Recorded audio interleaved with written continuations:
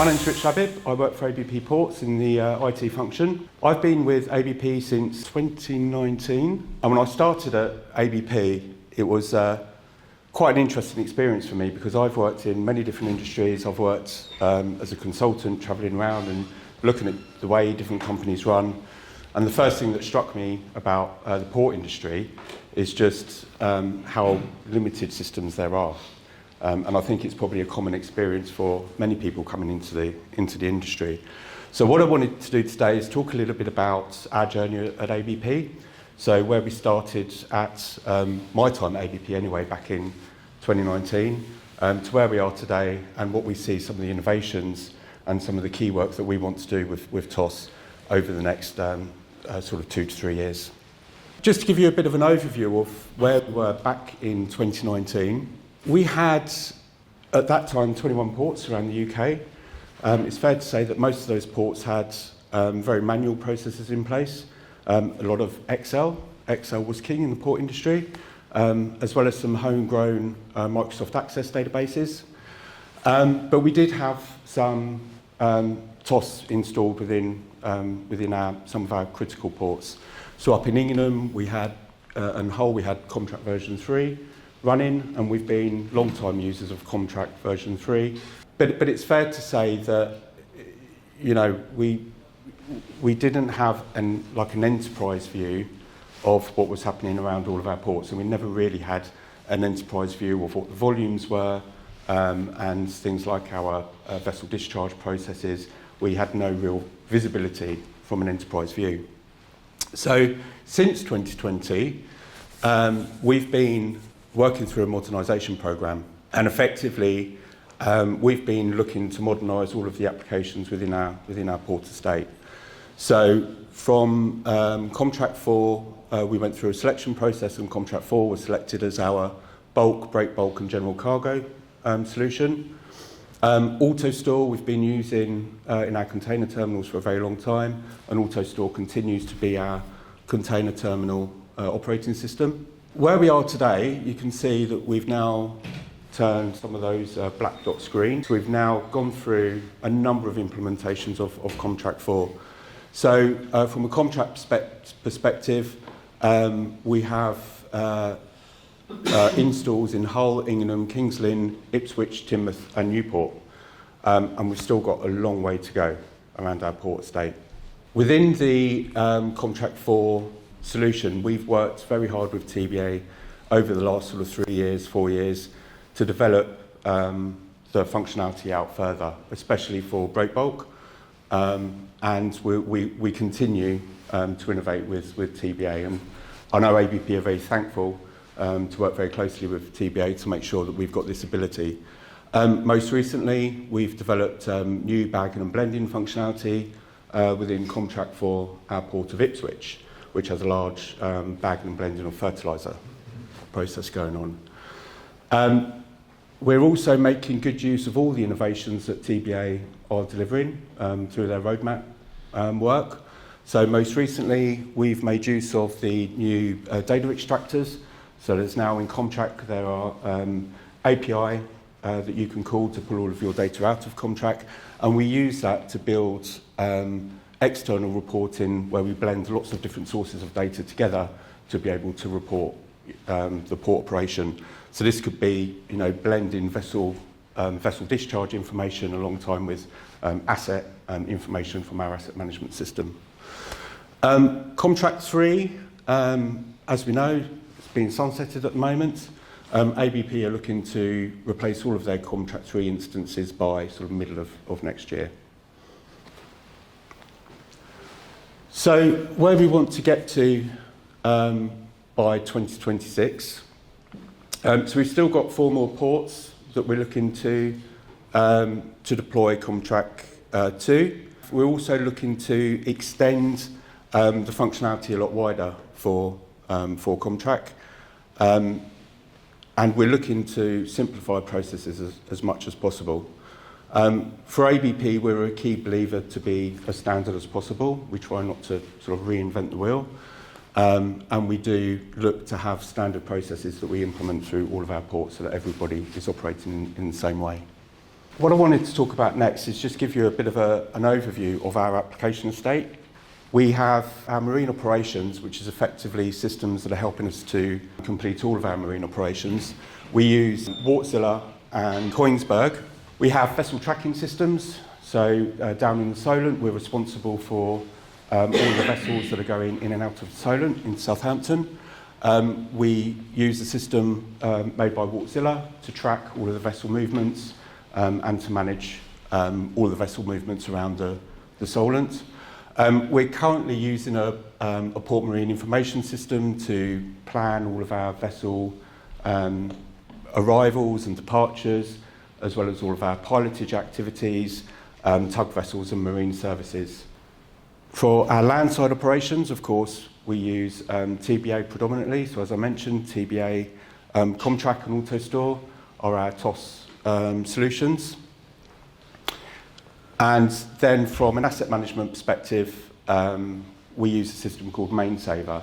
So as you can see, we have multiple different systems that are performing various different functions around the port estate, and it's quite important that we can bring this all together. And of course, like most enterprises, we use SAP for all back office processes, so things like HR, finance, and procurement. So quite a complex environment, especially when you start thinking about certain operations within the port estate, because you're having to look at data and information across multiple different sources, and it's quite hard to bring all of this data together to make use of it. So some of the work that we're now going to be completing, and we're going to be doing this over the next sort of two to 3 years, is what I wanted to talk about now. First of all, we have many installs of CommTrac. So for ABP, at the moment, we do not have one CommTrac instance which is supporting all of our port estate. And the reason for that is mainly because we want to ensure that when we want to do upgrades and updates to the system, we're not taking all of our port estate down just to make an upgrade. So for that reason, we have currently, I think we have 7 instances of CommTrac 4 in place. I think by the end of 26, we'll probably have about 12, 13 instances of CommTrac. So making sure that we have data aligned across all of that estate is quite important. So a customer that's recognised in our back office system in SAP needs to be the same as all of the customers in our terminal operating systems. So as we start integrating CommTrac into more and more different applications, we will be looking to bring master data from our master data system into CommTrac. So there is some work that we're currently doing to look at that, and mainly it would be around integrating things like billable parties, product data, but it could also be location data that we want to bring into CommTrac as well, especially for berth planning. So integrating CommTrac into our MDM platform is really there to try and reduce the administration effort of maintaining master data within CommTrac. So next area we're looking at is digital twinning. So we have a whole team at ABP which are dedicated to data and analytics. And currently what we've been looking at is trying to answer some simple questions like, what would happen if we increase the volume of vessels arriving at a port? So a great example, down in Southampton, we had a customer say, we want to triple our imports of vehicles to ABP. So being able to model that was quite important, because we needed to understand, do we have enough parking spaces to put all of these cars? How would the cars get around the port estate? Would there be enough road and civils information there for everybody? So being able to model that in a digital twin was actually quite important, and it helped us really identify where there could be hotspots around the port and could cause areas of non-productivity. So digital twinning for us is really quite important, and to make a digital twin work, you need data. You need history of data, and it needs to be clean data, it needs to be good data. So for us, we're working very hard on at the moment to make sure that we've got good data within our systems that we can leverage from machine learning and digital twinning. The next area we're looking to innovate in is around our berth planning processes. I mentioned earlier that we have a different system for our vessel tracking and our port marine information services. So those systems alone sort of control all the marine operations that we do with an ABP.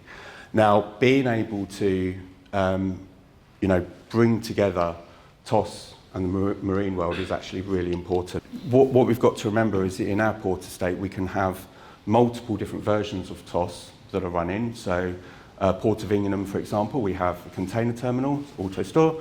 We have bulk operations, that's CommTrac. We also have vessels that are coming in from some of our partners like the FDS, for example, or DP World in other ports. So being able to have all of those vessel movements controlled is obviously really important, but that can't happen within CommTrac for ABP because there's a lot of other vessels that are coming into port. So effectively, from a berth planning perspective, our approach is going to be that within the terminal operating system, this is where we're going to keep our sort of long-term vision of what vessels are coming from our customers. So normally in terminals will know roughly what's coming over the next 3 to 6 to 9 months. Marine operations, they don't really know. So typically speaking for us, an agent will book a slot, will tell us we've got, this vessel coming to your port. We could be told 48 hours before that vessel arrives, right? So what we're looking to do is to use the berth planning functionality of a TOS to say this is a long-term view of what vessels are arriving.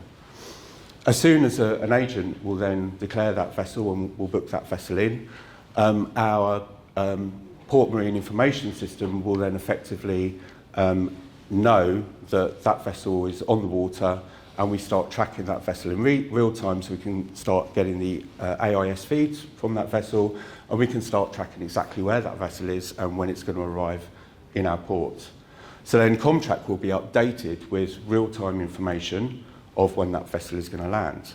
When that vessel lands, we can then be monitoring all of the vessel discharge process and understand when that vessel is going to be discharged and ready for departure.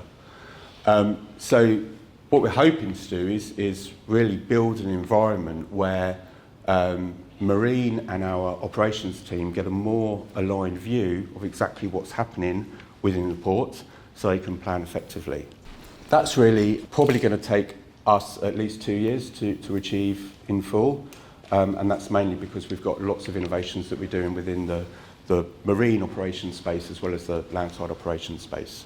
Next area for us right now is workforce planning and deployment, or labour deployment, some people might call it. The challenge that we have is that, again, because we've got multiple different sources of terminal operating systems, we've got data within our HR systems that say these are the people available on shifts. Within our HR systems, we're also recording who can do what job. So people who are certified to drive a forklift or a crane. And effectively, what we're looking to do is use the terminal operating system to define the demands for labour. And we're going to be using machine learning to really look at taking the demand along with the HR data and coming up with a view of what resources can do what job, and effectively build out shift plans so that we know what people need to be on site to discharge vessels. But this will all be utilising data from the TOS to support the whole planning process that goes on within the port. Lastly, billing. At ABP, we don't use the finance module of CommTrac yet. We have a trial that's about to start in one of our ports, and depending on the outcome of that trial, we potentially will be looking to roll out the CommTrac finance module across all of our facilities that use CommTrac, and we're even looking at how we integrate this into SAP. So the concept would be that you would have a contract management system that will be managing all of the contracts and all of the rates. That would feed into the TOS with data feeds, and then based on the activities that are performed, TOS will then be sending to our finance system all of the events that have happened and the amount of money that needs to be charged to the customer.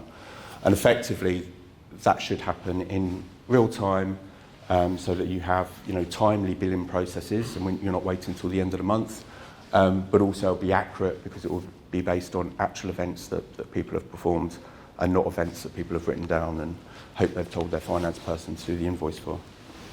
So that was a view of everything we've got on our plates at the moment in ABP and where we're looking to innovate.